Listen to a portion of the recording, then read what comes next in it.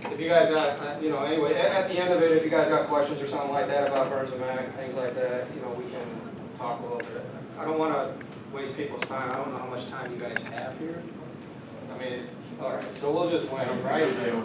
I like it, we just wing it. So my name is Jason Big, and I'm the cybersecurity manager at Burns and Mac for Burns and McDonnell. You'll hear me say Burns and Mac.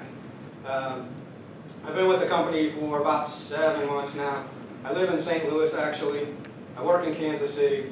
I drive out on Mondays, I stay during the week, and I drive home on Thursday nights, typically, except for tonight since I'm up here. So when I leave here, I'll be driving back to St. Louis, and I stay in St. Louis over the weekend and stuff. So long story of how that ended up happening. Basically, I kicked some ass for a manager before, and he called me up one day and said, hey, I need you to come work for me again. And he said, I'm going to make you a manager. I was like, are you sure you want to do that?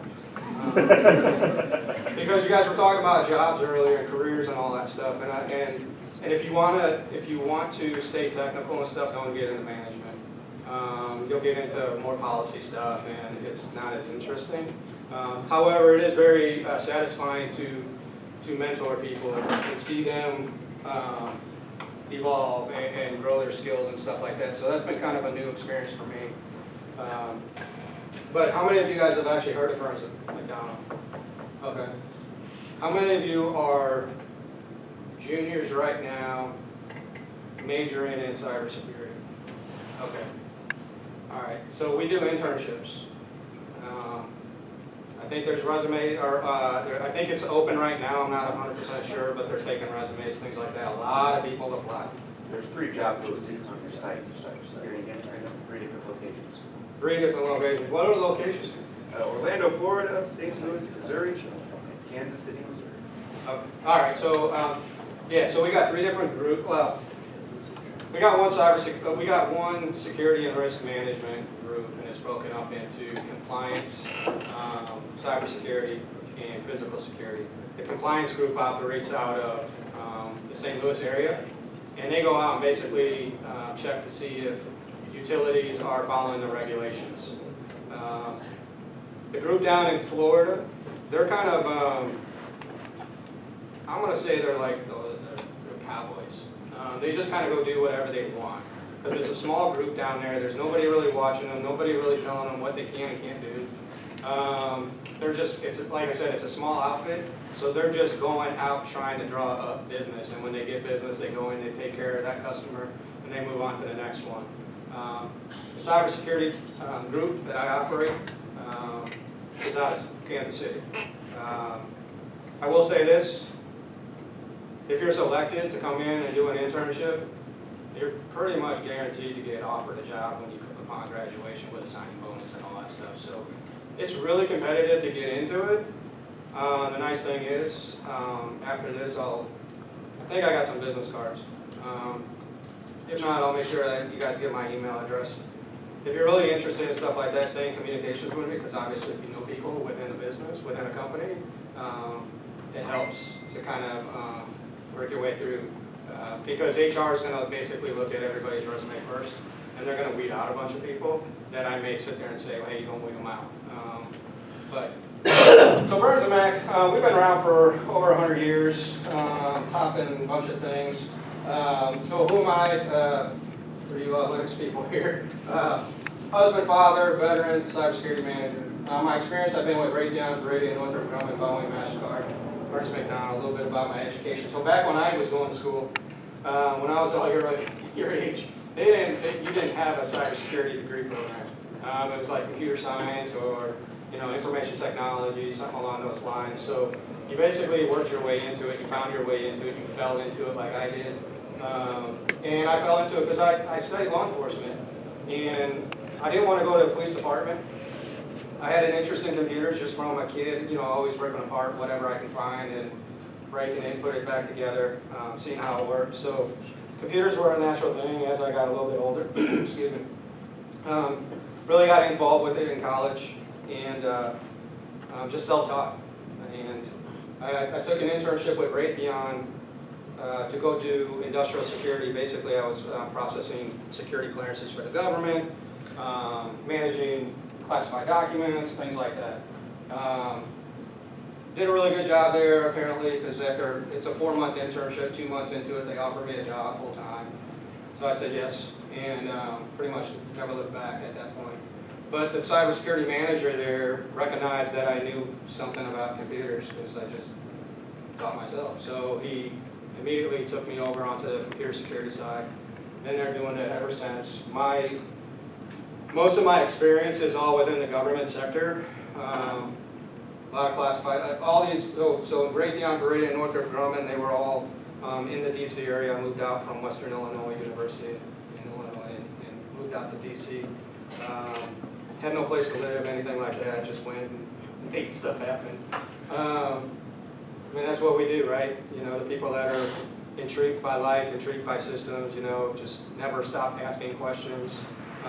You're willing to take those types of risks, those types of chances and stuff like that.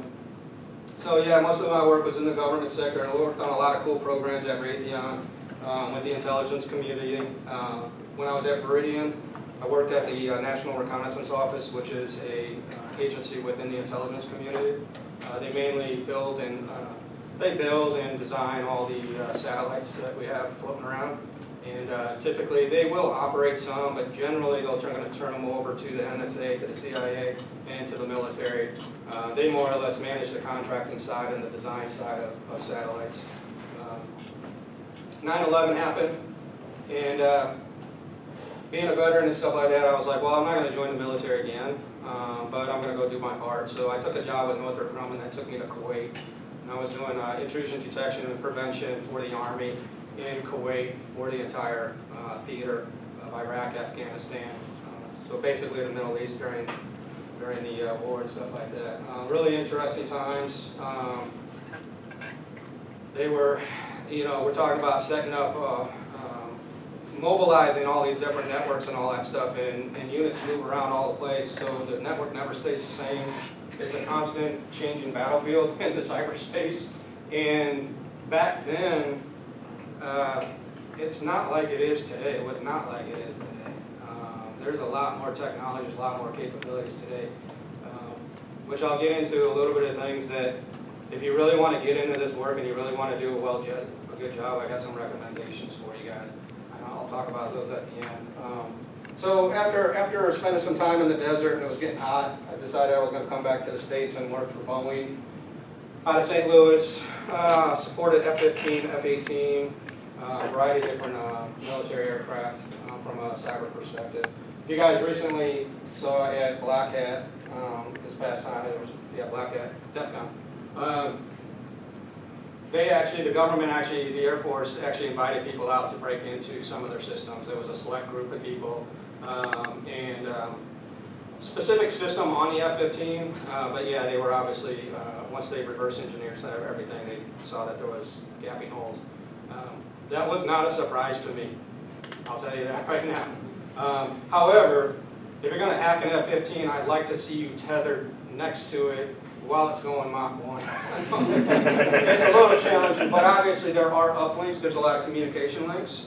GPS, do the research on GPS. There's a whole channel of GPS that's completely vulnerable that nobody uses because it's completely trash. So yeah, obviously if you were to affect GPS, you're going to affect every aircraft out there. You're going to affect our phones, all that kind of stuff. So not to say that the F-15 is, you know,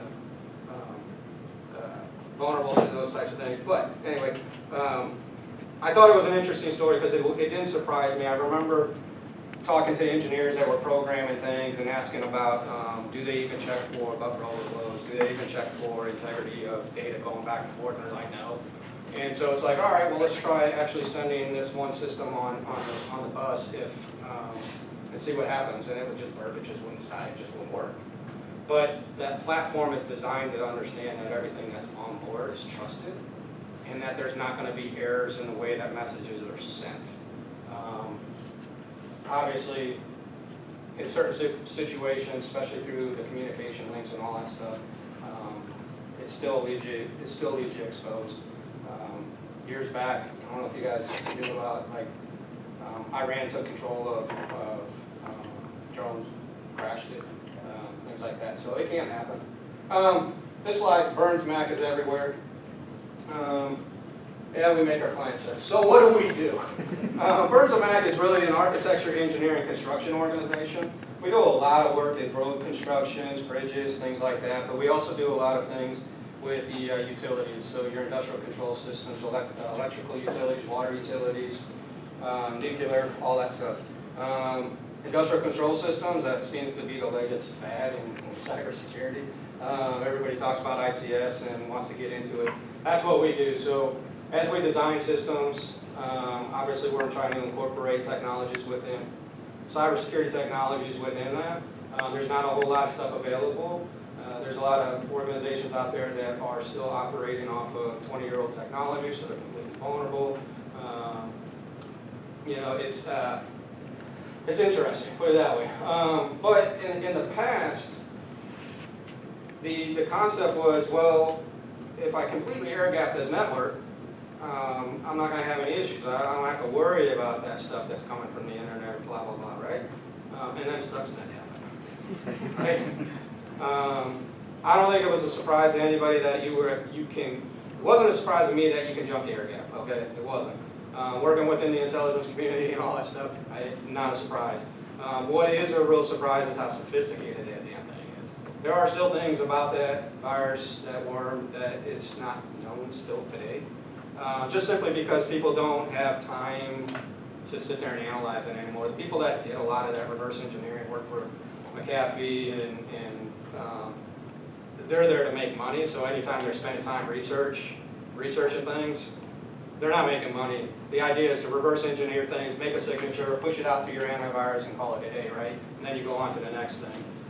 They were able to actually spend some time digging down into it. There's a book called Countdown to Zero Day. Anybody heard it? Really, really interesting read because it's not only a description of what Stuxnet is, but it gets into the whole political aspect behind it too. Really interesting read. One of the, endless opportunities, so we got a bunch of engineering stuff. All those different things. So I'm with them, there's a variety of different global practices. I'm in a global practice called Business and Technology Solutions. Got security and risk, technology consulting, utility consulting. I'm within the cybersecurity, I run that team. What do we typically do? So the thing is, we look at everything across the entire life cycle of the system from beginning to end. As a consultant, you have to have the ability to go across the entire spectrum. From like the design aspect, from even the time that somebody thinks of something up, you got to start injecting security at that point, all the way to the end when you're trying to dispose of the system. In the government sector, you can't just take a piece of hardware and throw it out in the trash. There's residual information on there. You got to worry about clearing that out, things like that. So there's special ways that you can go and actually destroy systems. But that's a lot of the technical stuff. And at the same time, you still got to have that ability to understand things from a risk management perspective, a management perspective. When you're consulting with people, you got to take into account, you can't just sit there and say, hey, spend all this kind of money on all this technology and all that stuff and all this training because they don't necessarily have the budget. So you have to be able to pick and choose, unfortunately. A lot of times you don't live in the perfect world to where you can do all the things. That's probably one of the biggest challenges I can tell you right now is any of these organizations that you work for, you're going to know that there's more that you can do, and you're going to be limited, and it gets frustrating. Because in the meantime, all you're doing is worrying about all the stuff that's happening, and you're constantly responding to fires and all that stuff. But so to that, what we end up doing a lot of times, so we work in a variety of different service lines. So assessments, that's anything from vulnerability assessments to pen testing, maturity assessments, compliance assessments. We do threat modeling, forensics, and all for the utilities. So if you're interested in that sort of thing, like that's the nice thing about what we do is you have access to be able to do a lot of different things. So if you really just like the forensics, you got that.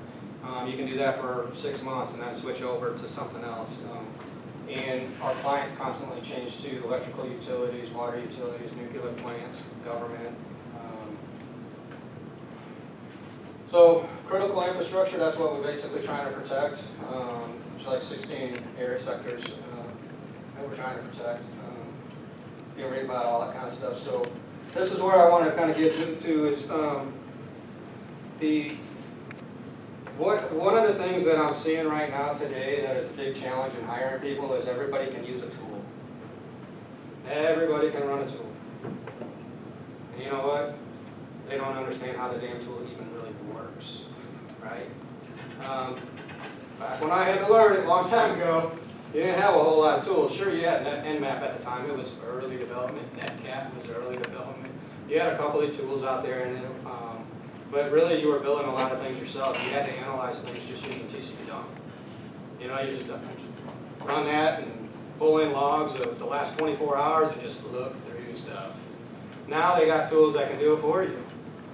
And what that does to you guys is it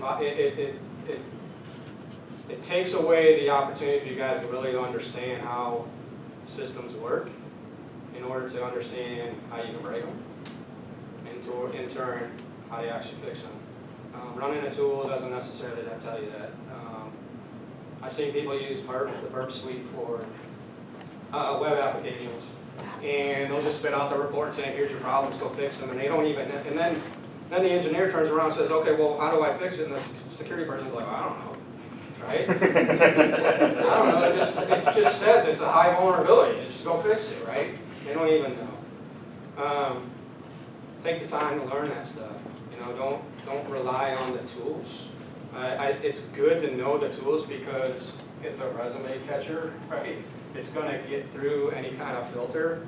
But when you actually go in for the interview, just understand that the more you know about how the tools work, in the event that you don't have the tool. And some of the native things too, you don't need all these fancy tools. Linux itself has tons of tools, and it's got the ability to just script stuff out. So you guys were talking about Linux. How many people actually use Linux before? Was it so about half? Is it? You guys all feel like you're pretty strong in it, stuff like that. Still learning about it. Okay. Have you ever heard of Linux from scratch? Have you done it? Have you built through it? Okay. Yeah. Yeah. Go search that project. Linux from scratch. You can build it, your own Linux system from scratch, compiling everything. It's a great way to learn how the kernel works and all the different capabilities. It's going to give you the under the hood, look at and feel of it. The other thing, I think looking into just stripping apart how the kernel, one of the things I find interesting nowadays is all the containers. You talk about containers, Docker, Kubernetes, and all that kind of stuff, right? You guys know how far back the technology of containers actually goes? How far? As far, I mean, I know that there was work with Solaris, Solar. So trusted Solaris back? Yeah, Solaris had their zones that were the first pieces of containers. Those are evolutions of the previous year at the time, which is Berkeley, the zone, or their jails. Yeah, CH root. Yeah. So CH root, I mean, that goes back to like the late 70s, I think. But what's really interesting is trusted computing systems, the idea of containers and virtualization and all that stuff, it's old. The research goes back, a long time. And I studied this stuff when I was at Boeing heavily because we were building trusted systems. And to see now, like 20 years later, 15 years later, you notice on my slide, I didn't say how long I've been doing it, right? And I'll tell you why. But it's really interesting to see the evolution of Linux to where it was and what they were trying to do and to where it is today. Dig into how containers work. It's not Docker, it's not Kubernetes, it's the Linux kernel that does it. All that stuff is just a tool that makes it easier to do. If you know what you're doing, you can invoke everything yourself through scripting and calling out the right functions and create your own containers within Linux. Docker just makes it easier. But I think if you guys have time when you're doing your studies and all that stuff, and if you can, Burns and Mac, I'll tell you what, if you guys come in with like one of the top 2 certifications, the other ones are probably a little bit, the other ones are good and stuff like that, but I think they're a little more expensive. Obviously, any of the GSEC ones, those are going to be more expensive and things like that. That SAN stuff, they're just a moneymaker. But the CompTIA ones, at Burns and Mac, if you come in working for cybersecurity and you got one of those first 2 certifications, you're going to start one level up. Typically, we hire somebody in at a level 7, but you got one of those, you're going to be a level 8 right off the bat. That saves you a year and a half, 2 years of waiting to get promoted to the next level. So it's just something to kind of think about. And I think a lot of companies will look at that sort of thing too. I don't know, does your program that you guys have here even build things around any of these types of certifications? Like any of the classes focusing on One that? of our classes is kind of based around CEH, I'm pretty sure. CEH? Okay. Kind of. So some of the newer classes do focus on a lot of the tools and workflows that Okay. are a part That are of probably CEH, but used. it isn't built as a, hey, take this class and then you'll get it Right. cert, but it's It gets you a lot introduced of to a lot of that similar stuff. Yeah. I'd say any of the students that transfer up here from DMAC, which is one of our local 2-year colleges, Yeah. DMAC has programs that, or has classes that are aimed specifically at SEC Plus and All right, CEH. okay. And then they can transfer up here into, into one of Iowa State's 4-year programs. Because you can even come in with like one of the basic Cisco certs too, and we hired somebody that graduate that joined our team this year. He came in with one of the Cisco certs, CCNA I think, and so he started up a level. So you guys were talking about resources before, so this is where I get a lot of good information. One, the National Institute of Standards and Technology. If you got a question about how to do something or whatever it is about security, risk management, anything, NIST has probably got some standard recommendation, whatever. They got everything. They do a lot of research, ITF or IETF. This goes back into don't rely on tools. They're a really interesting read, but these things called requests for comments, RFCs, that describe protocols. Man, I tell you what, that is some exciting stuff to read.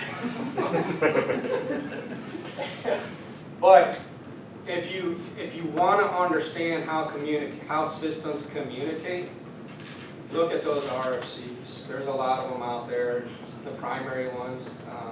I mean, you'll learn about TCP/IP in school and things like that, HTTP and all that. But to really actually go through there and understand how they operate, that's going to give you insight into why is this signature triggering when I see this traffic, and it's because it's not following the protocol standard, things like that. So those 2 books on the bottom, well, on the far left there, you probably can't read them, but Stephen Northcutt, he wrote those books years ago. They're still relevant today. I'm telling you right now, they're still relevant today because it gets down to the protocol level, using TCP/dump and understanding and doing the trace of what message, all the messages across that network. Really good stuff. How signatures are developed and analyzed. The reversing stuff, the memory runs, I find those really interesting. And then you got SANs and things like that. But the reason why I don't put on my slides how long I've been doing this, because really it doesn't matter. Because what I learned 10 years ago it doesn't matter today. The thing is, if you like to learn and you like to study, you picked a good career choice because you're going to be doing that all the time. And if you want to continue to do that, don't get into management like I did, or like I did. Unless you're willing to live in a different place where you have to travel for a week and all that stuff. Because I got a lot of downtime, so I spend a lot of time now getting back into the technology. One of the things I'm building at home is just a cluster of Kubernetes pies. I got like 15 pies that are just clustered together using Kubernetes and Docker. Why? because I can, just why not? Just to do it. And then the other thing is software-defined radios. I don't know if anybody does any of that stuff.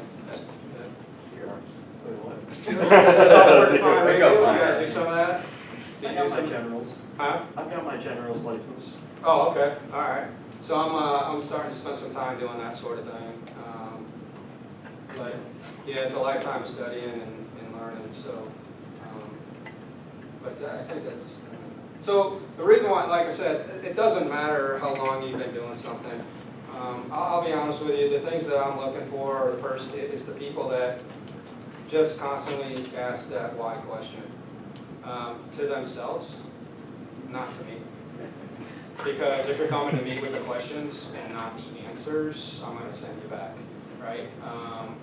It's the people that are willing to sit there and spend the time asking themselves the question, why this, how that, and then figuring out what the answer is, and then figuring out the solution to it.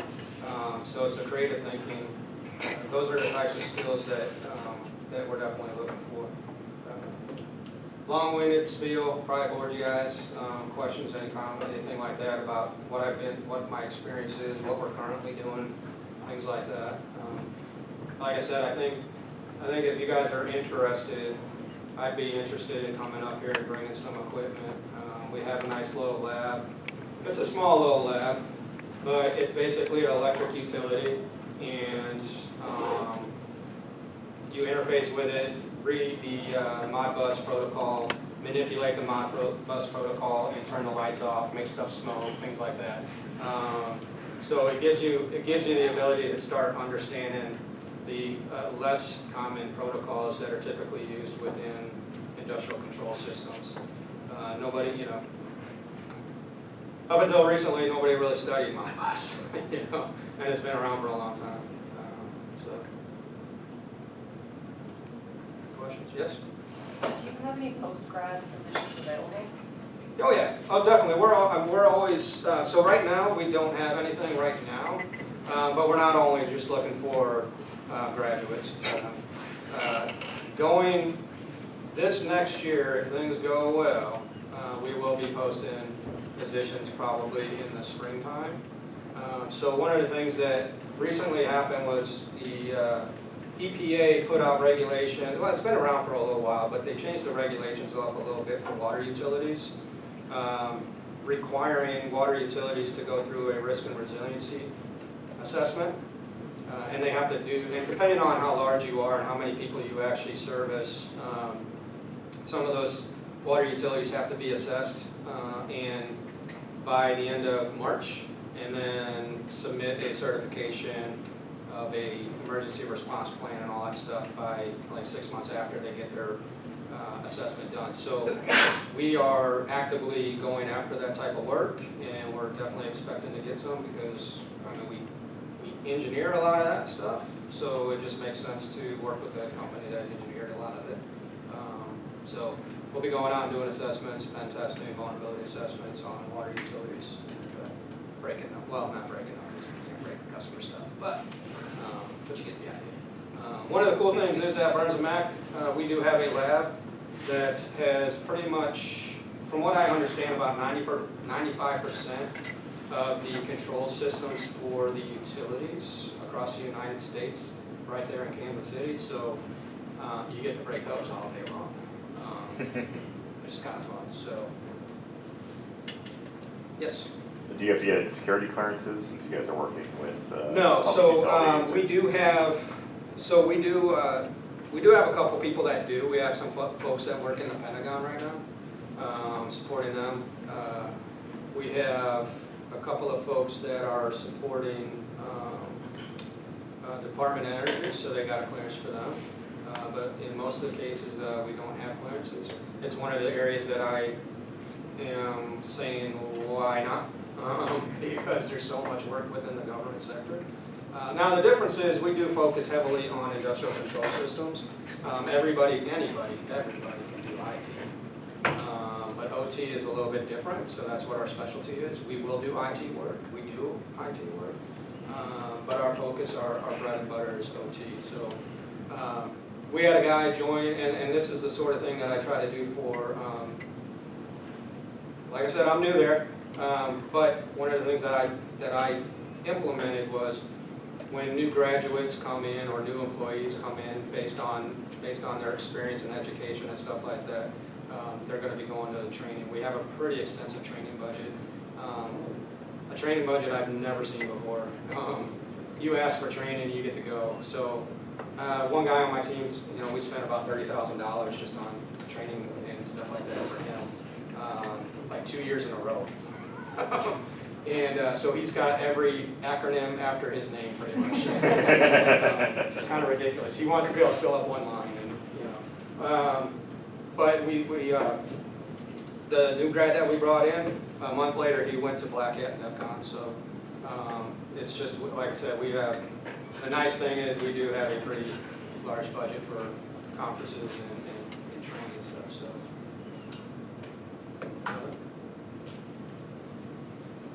Past experience, anybody interested? You said you were pretty interested in the cybersecurity engineering program.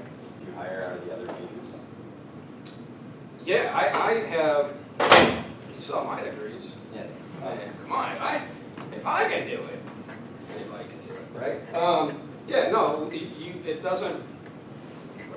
I'm not looking at whether or not somebody has a cybersecurity background or security background, to be honest with you, because again, it's one of those things where it's not a knock on the academics and all that stuff. I think they do a really good job in getting people prepared and all that sort of thing, but it's the extra things that you can do that I'm really interested in.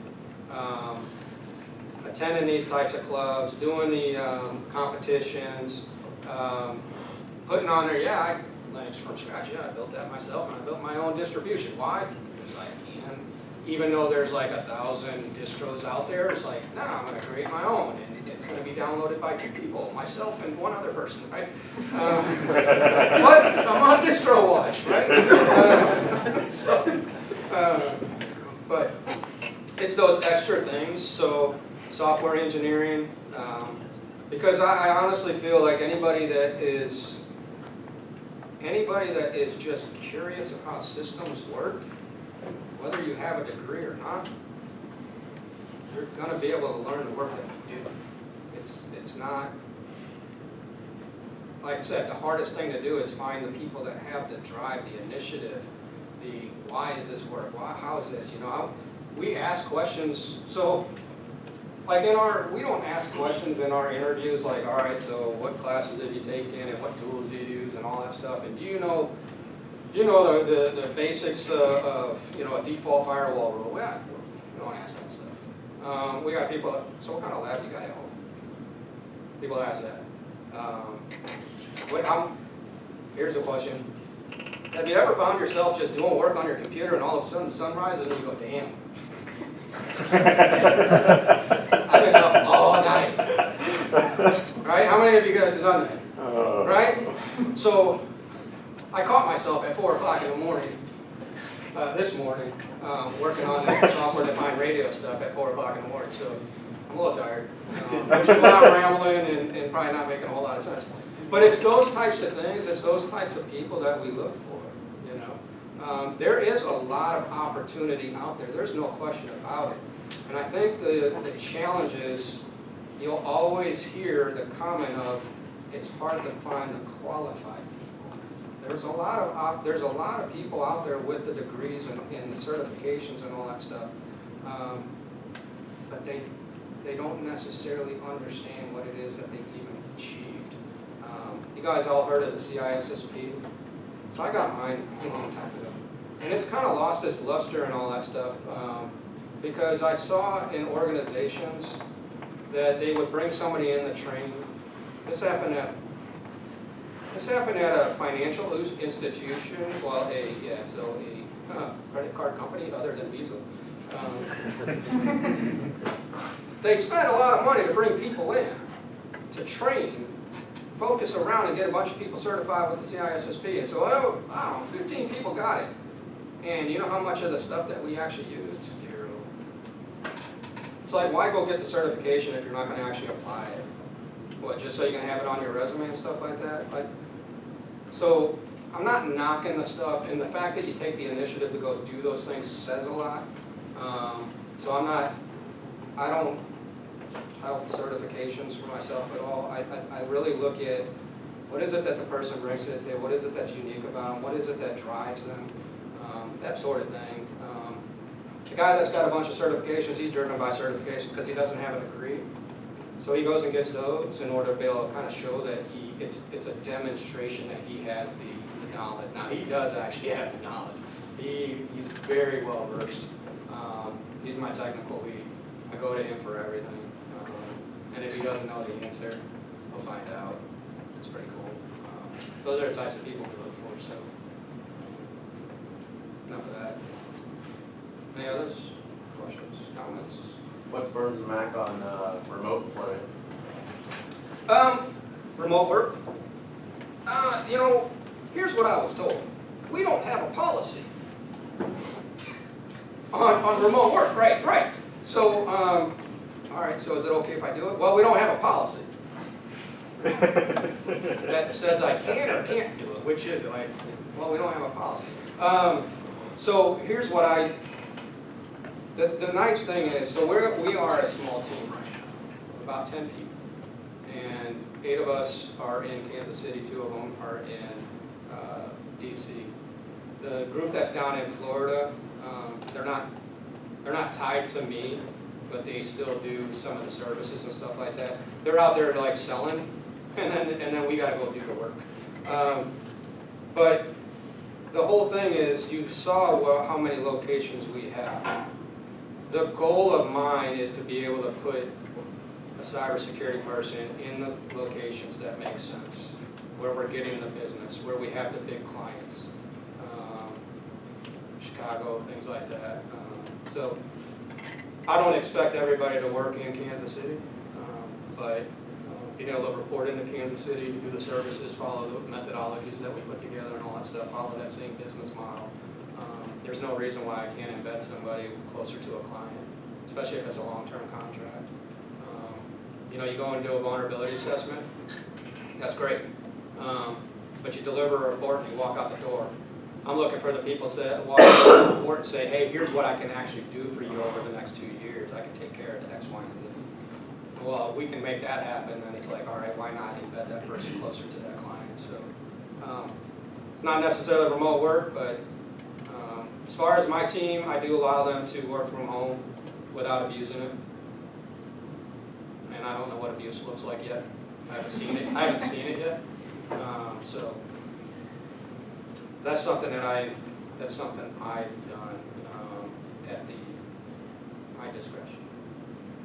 No policy, cool. All right, yeah, we can do it. And then my boss is like, so where is everybody? Oh, they're working from home. And he just looks at me. I was like, you hired me. You called me. I didn't call you. You called me. All right. So anyway, kept you guys long enough, probably, right?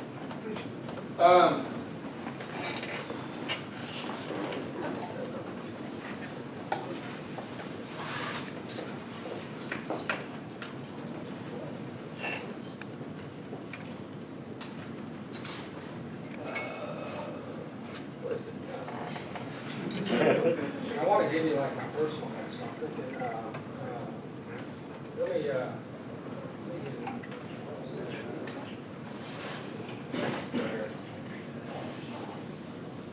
because then you'll just go on my spam folder. So it's pretty easy.